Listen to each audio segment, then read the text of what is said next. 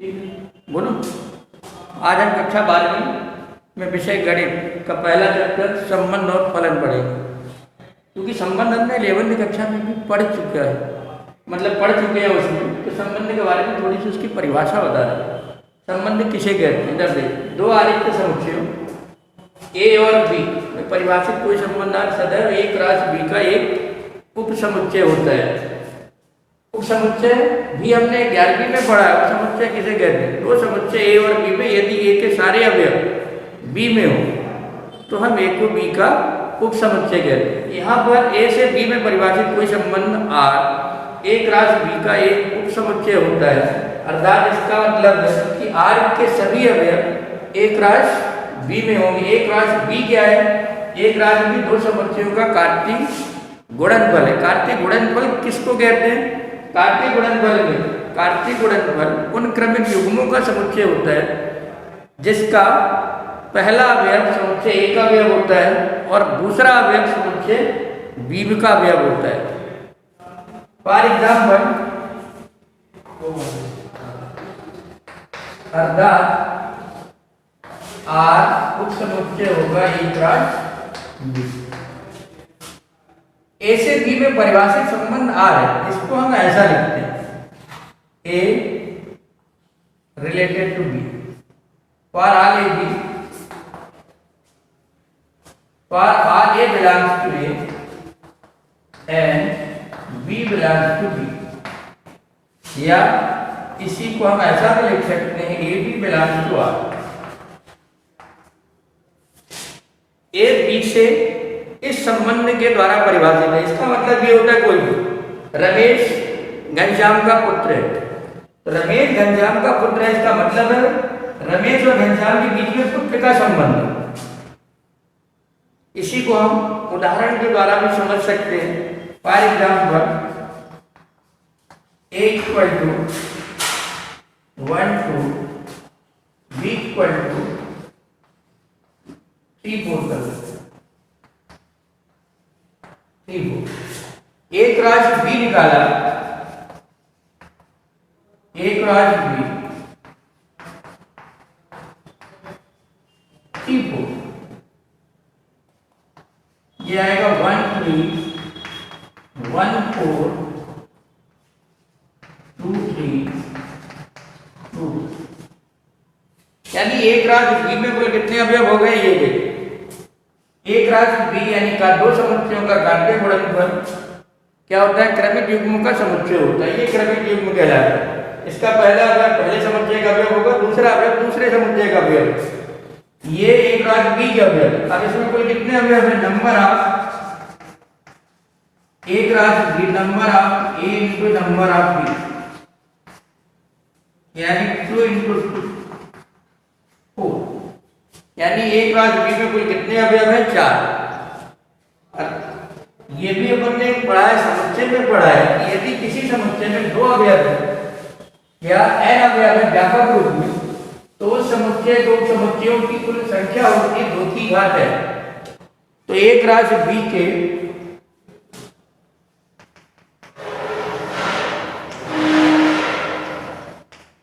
उप समुच्चयों की कुल संख्या 2 की घात 4 बराबर 16 होगी। अर्थात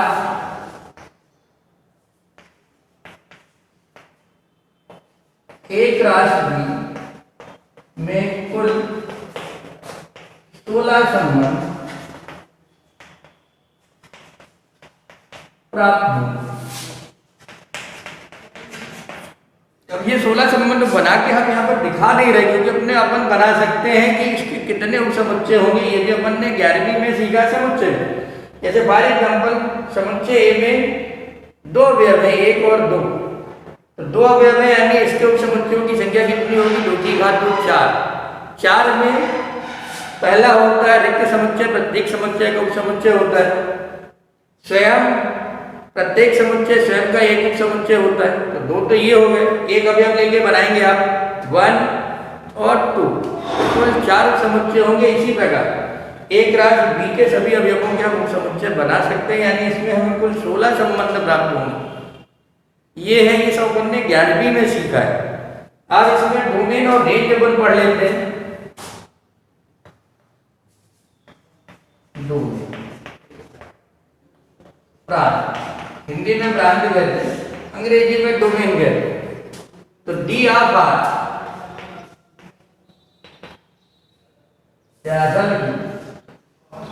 डोमेन ऑफ आर तो अभी अपन ने लिखा नहीं जिसमें आर क्या होगा, समुच्चय ए के अवयव, समुच्चय ए के अवयव जो डी से संबंधित होते हैं। जैसे मान लेते हैं अपन कोई आर लिख लें,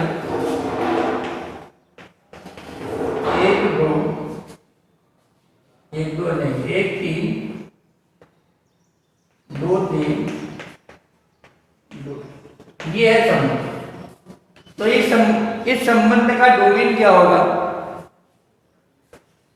संबंध में दिए हुए क्रमिक युग्मों के पहले अवयवों का समुच्चय उस संबंध का डोमेन कहलाता है। यानी संबंध के डोमेन क्या होंगे? 1 2 2, क्योंकि समुच्चय में हम किसी भी अवयव को रिपीट नहीं करते हैं, इसकी पुनरावृत्ति नहीं होती, अतः इस संबंध का डोमेन क्या होगा? 1 2। परिसर,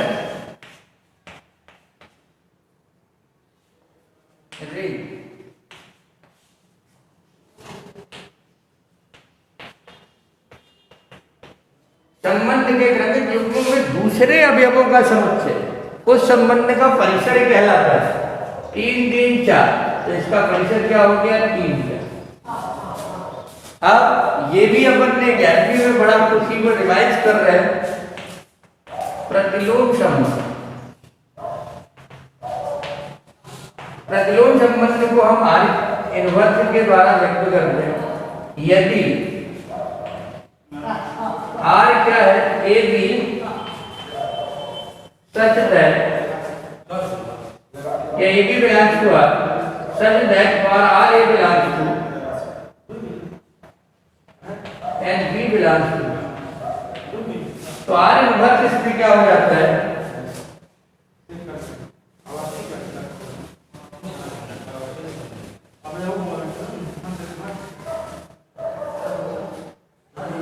आर इनवर्स क्रमिक युग्मों के प्रत्येक अवयवों को मैंने उसका व्युत्क्रम उल्टा करके दी, दूसरा अवयव पहले स्थान पर, पहला अवयव दूसरे स्थान पर। ये सच है, for R A belongs to A and B belongs to B. ये हो गया प्रतिलोम। इसी का डोमेन संबंध आर का रेंज, प्रतिलोम संबंध का डोमेन हो जाता है, और संबंध आर का डोमेन प्रतिलोम संबंध का रेंज हो जाता है। यानी डोमेन ऑफ आर इनवर्स 3 4 हो जाएगा, domain of are inverse sorry range of are inverse 1 2 हो जाएगा। ये तो हो गया रिवीजन, ये जो अपन ने 11वीं में पढ़ा। अब अपन पढ़ेंगे 12वीं में। 12वीं में क्या है? सबसे पहले द्विआधारी संबंध।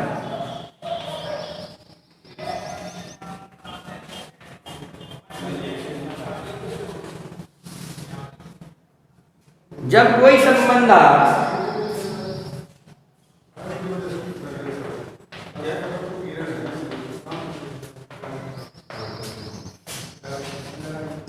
किसी आरिक्त समुच्चय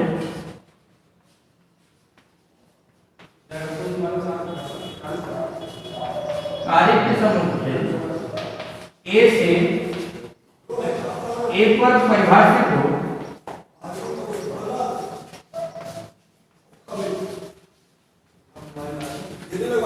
तो उससे द्विआधारी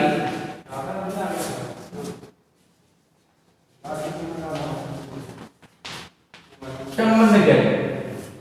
हम कक्षा 12वीं में द्विआधारी संबंध पढ़ेंगे, यानी किसी भी समुच्चय का उसी से यानी संबंध उसी समुच्चय से उसी पर परिभाषित होगा।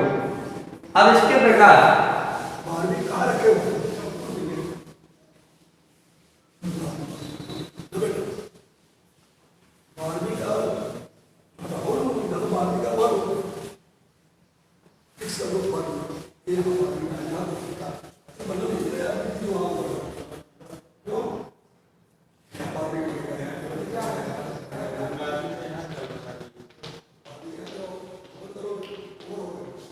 संबंध के प्रकार पहला है रिक्त संबंध।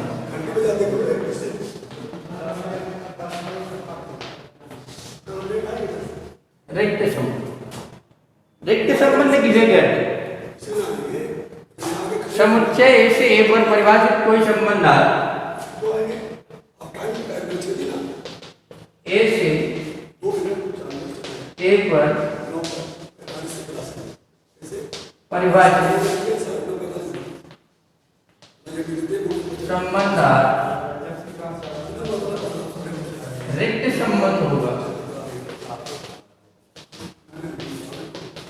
यदि R में एक राज ए का कोई भी अवयव ना, तो उसे हम रिक्त संबंध कहते हैं।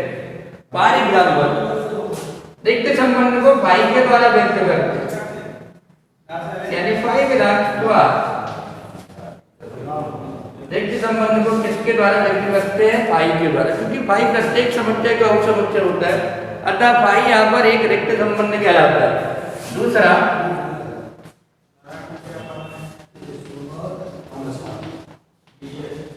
सार्वत्रिक संबंध, समुच्चय ए से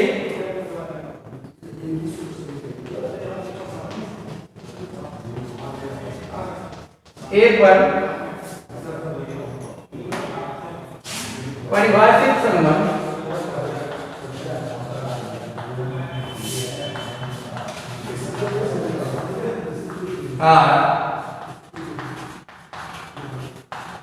सार्वत्रिक संबंध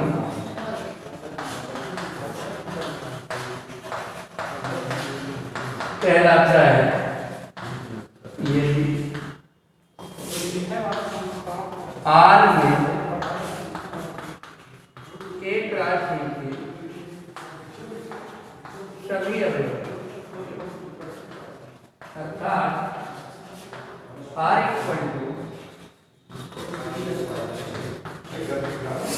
एक राशि समुच्चय ए से ए पर परिभाषित संबंध R सार्वत्रिक संबंध कहलाता है। यदि R में एक राशि के सभी अवयव एक राशि, जैसे अभी इसके पहले मैंने शुरुआत में उदाहरण बताया था, ए बराबर एक राशि क्या होगा?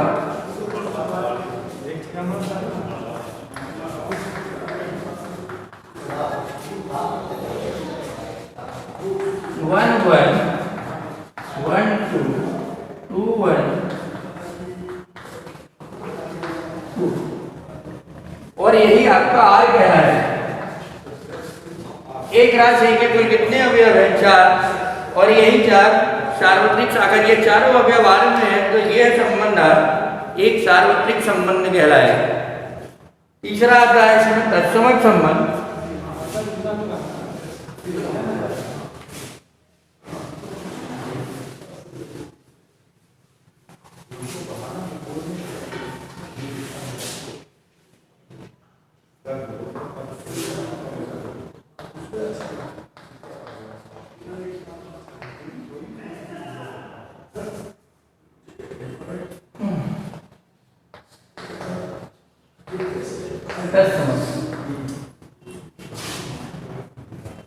यदि समुच्चय ए पर परिभाषित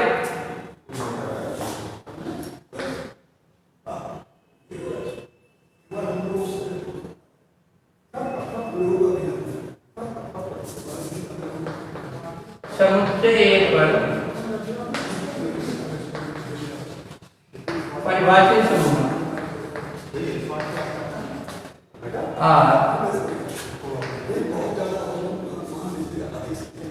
तत्समक संबंध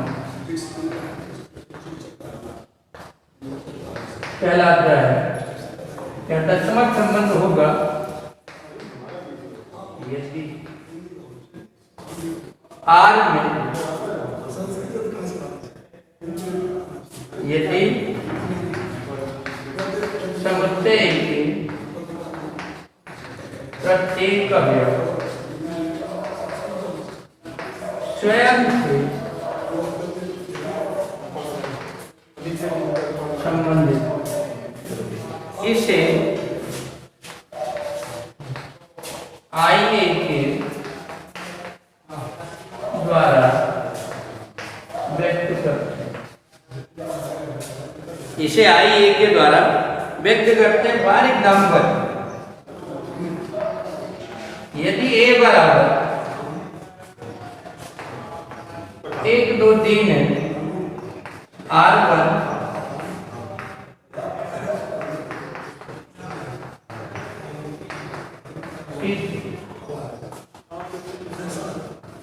R2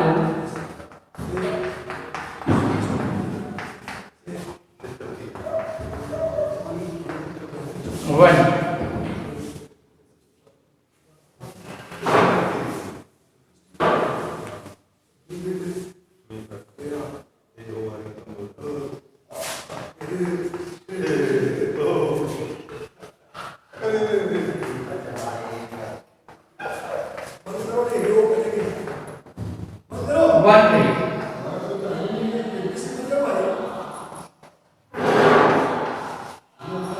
देखिए यहाँ पर तीन एग्जाम्पल ले लिए समुच्चय A पर परिभाषित संबंध R1 R2 R2, क्योंकि R1 में 1 1 2 2 3 थे। A के प्रत्येक अवयव स्वयं संबंधित रहता है। यहाँ पर R1 तत्समक है और यहाँ पर देखिए R2 में 1 1 2 2 1 2 3 3 नहीं है, क्योंकि यहाँ पर 3 3 does not belong to R2, अतः यह एक तत्समक संबंध नहीं होगा। इसी प्रकार यही रीजन तीसरे में भी है, क्योंकि 3 3 यहाँ पर नहीं है, अतः यह भी एक तत्समक संबंध नहीं होगा। आगे संबंध के प्रकार में अपन ये भी देखते हैं। आगे मुख्य इसमें 3 है, जिसके द्वारा आप तुल्यता संबंध को सिद्ध करते हैं।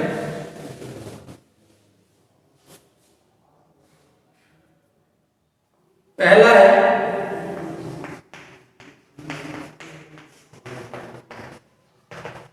तुल्यता संबंध।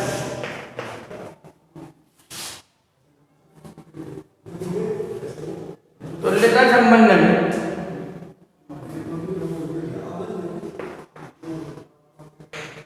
समुच्चय A पर कोई संबंध R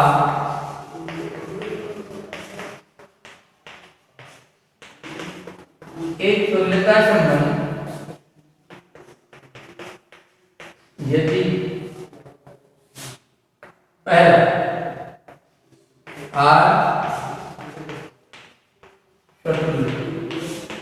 अब स्वतुल्य संबंध क्या है, इसको मैंने अलग से तीनों को नहीं बताया, इसी को बता दिया। स्वतुल्य संबंध क्या है?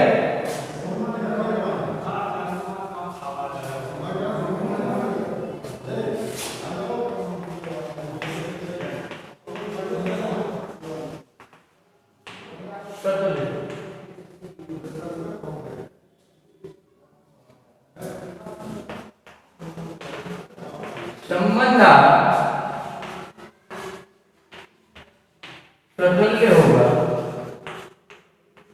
यदि पार आगे बिलॉन्ग्स टू A के लिए A बिलॉन्ग्स टू R या A रिलेटेड टू A। यदि A बिलॉन्ग्स टू R है, कोई संबंध यानी समुच्चय A पर परिभाषित संबंध स्वतुल्य होगा यदि A बिलॉन्ग्स टू A के लिए A भी R में हो तो वह स्वतुल्य संबंध होगा। इसी प्रकार दूसरा R सम्मित हो।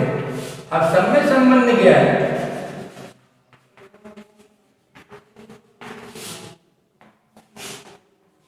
संबंध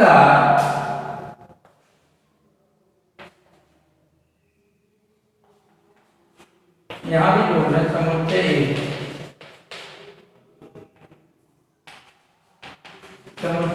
पर संबंध सम्मित संबंध होगा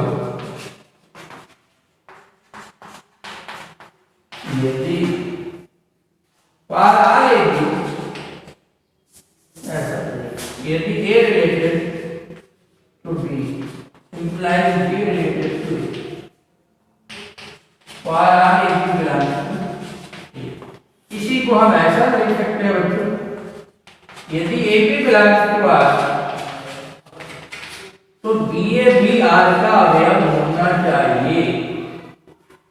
यदि A भी R में है तो BA भी R में हो, तो वह संबंध क्या होता है, एक सम्मिश्र संबंध होता है। इसी में तीसरा है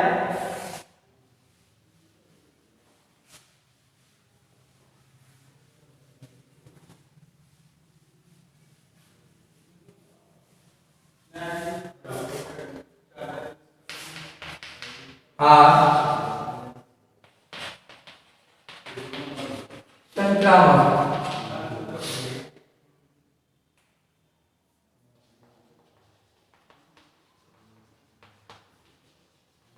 संक्रामक समुच्चय एक पर